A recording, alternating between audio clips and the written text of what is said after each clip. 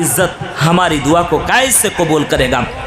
हजरत अय्यूब अलैहिस्सलाम जब दुनिया के सारे डॉक्टर ठुकरा दिया, लाइलाज कर दिया, अय्यूब अलैहिस्सलाम ने दुआ की, ऐ अल्लाह, ऐ परवरदिगार आलम, ऐ रब्बुल आलमीन, दुनिया के सारे डॉक्टरों ने लाइलाज कर दिया, ऐ अल्लाह, मगर तेरी रहमत से मायूस नहीं हूँ। अल्लाह रब्बुल इज़्ज़त ने शिफा दे दिया। आज हम दुआ करते हैं लेकिन हमारी दुआ कबूल नहीं हो रही है।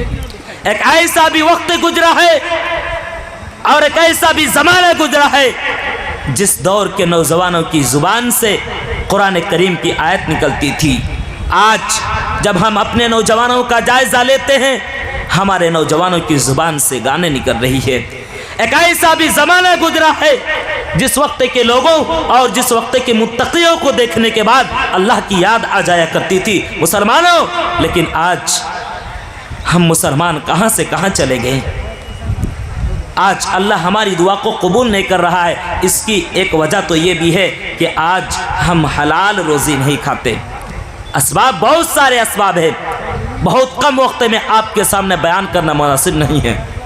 अल्लाह रब्बुल इज़्ज़त हमारी दुआ को कबूल नहीं कर रहा है। इसकी एक बहुत बड़ी वजह यह है कि आज हम हराम कमाई खाते हैं और हम कहते हैं कि अल्लाह रब्बुल इज़्ज़त हमारी दुआ को कबूल नहीं कर रहा है। मुसलमानों, आज हमारा पेट भरना चाहिए, चाहे वो हराम तरीके से हो, चाहे वो नाजायज़ तरीके से हो, चाहे वो गलत तरीके से हो, चाहे वो लूट करके हो, छीन करके हो, गरीबों यतीमों का माल हड़प करके हो, किसी भी तरीके से हो, बस हमारा पेट भरना चाहिए। और हम कहते हैं कि अल्लाह ताला हमारी दुआ को कबूल नहीं कर रहा है।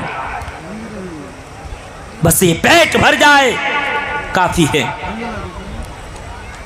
अल्लाह के प्यारे नबी मोहम्मद रसूलुल्लाह सल्लल्लाहु अलैहि वसल्लम इरशाद फरमाते हैं, एक आदमी सुबह सवेरे घर से रिक्शा लेकर के निकल जाता है। वह आदमी पूरा दिन भर रिक्शा चलाता है। रिक्शा चलाने के बाद वह आदमी जब घर वापस आता है, वह आदमी मस्जिद का कोना पकड़ लेता है। मस्जिद का कोना पकड़ लेने के बाद वह आदमी दुआ करता है, वह आदमी इबादत करता है। अल्लाह तबारक व तआला उसकी दुआ को कबूल नहीं करता है।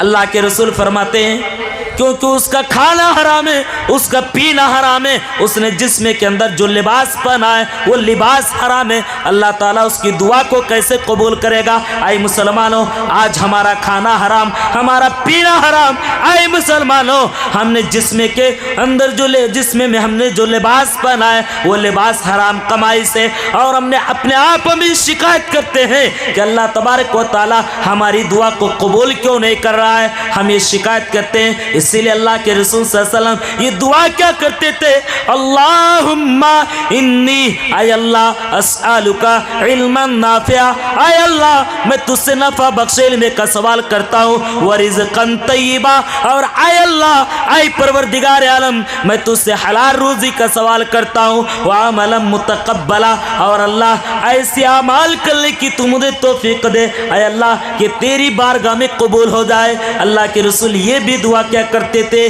व रिज़्क़न तय्यबा, आय अल्लाह तू हलाल रोज़ी दे। ये अल्लाह के रसूल दुआ करते थे। आज हमारा खाना हराम, हमारा पीना हराम, हमने जो लिबास पहना है ये लिबास हराम। और मुसलमानों याद रखो एक चीज़, हराम कमाई का असर बहुत जल्द इंसान के ऊपर पड़ता है। हराम कमाई का असर आपकी औलाद के ऊपर बहुत जल्द असर पड़ जाता है।